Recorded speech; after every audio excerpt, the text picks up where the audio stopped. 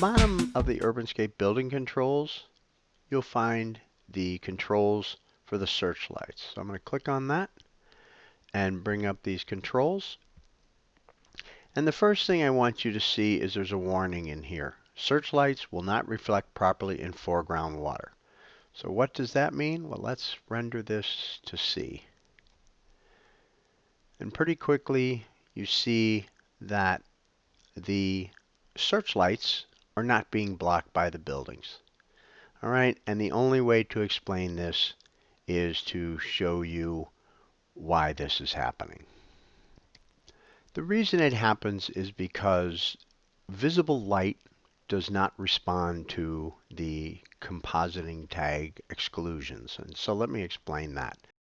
I've had disk in here with this green reflection. I have a plane with the yellow reflection. I have this sphere with this background on it, and a light just to light these two objects. Then I have the cube, this visible light, and the sphere all in this null. And so I'm going to put a compositing tag on it. And we'll go into the tag, and I'm going to deselect reflection. Now you see that these two objects don't reflect, but we already see that this light is not obeying the compositing tag. So let's go about this a different way. So if I turn that back on, everything's reflecting again.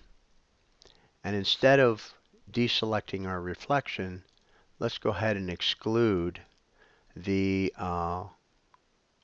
plane. Now if we render, you see, okay, the cube and the sphere are no longer reflecting in the plane, but the light still is. And of course, if we pull the disk in, the same thing will happen. The cube is not reflecting in either plane nor the sphere, but the light ignores the compositing tag. So this is one of those little glitches in Cinema. I don't know why they have it set up that way. Anyway, it was part of the reason that I was not even going to include the searchlights in the rig, because I just hate the way they're reflecting. But I thought, well, not everyone is going to have them reflect in water. So let's move on. We've got our searchlight A, B, and C. So you can use all three of them or any one of them. You have an on-off switch. And we've got move distance searchlight. And this is 5,000 centimeters in X. So if we were to take this up and just we're looking at A, and it looks like it's about there. Roll this open, and we were to look at the target null, oops, we would see that it is just about a half a centimeter under 5,000. Okay, so that determines the, oops, wrong one. That determines how far the light will move in one direction and then back that amount, 5,000 centimeters, in the other direction. This is the move speed of the searchlight. And Maxon's a little vague about what this actually is, so you have to play around with it. This is a vibrate tag. So 0.12 is kind of a nice speed. I mean, I can play it here, but it's we're playing back at less than 4 frames a second, so you're not going to see much. Then the searchlight intensity, then the search beam appearance color. Yeah, if I render that again, you'll see that it's gradient. Okay, so it gets a little darker at the top.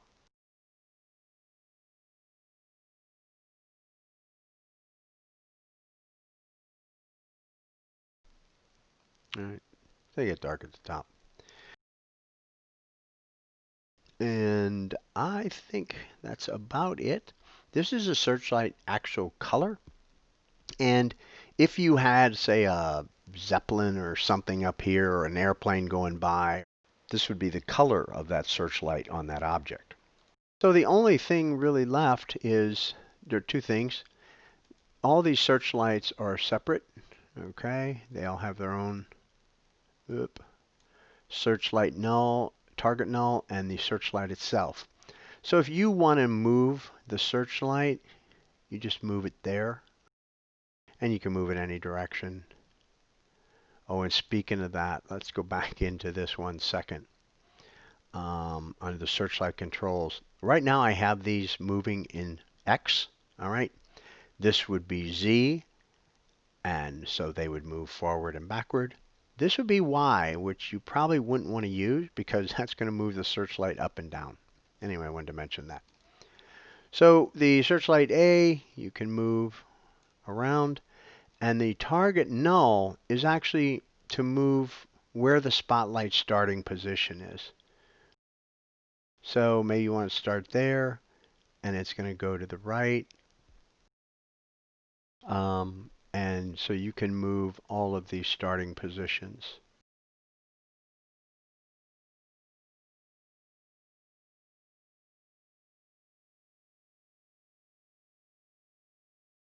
And I think that's about it for the searchlight controls.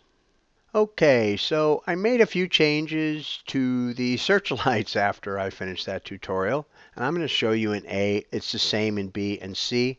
And so what I did is I wanted to add in a parallel spot and then put in the controls for actually both the regular spot, the outer angle, and the outer radius of the parallel spot. So let me just turn that on.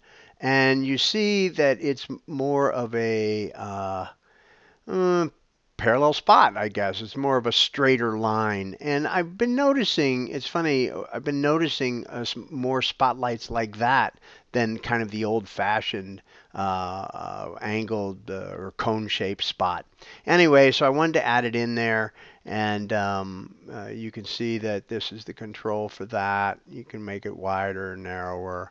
Um, 300. And then if you go to the spot, it's the kind that I showed earlier in the tutorial, and then there is a control now for that.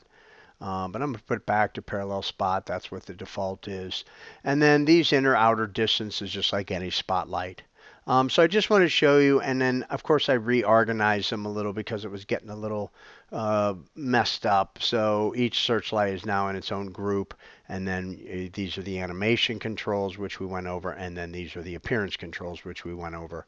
All of that stays the same. This is really just the new stuff. So I thought I'd just show you that. These parallel spots actually look pretty cool. Anyway, all right, thanks.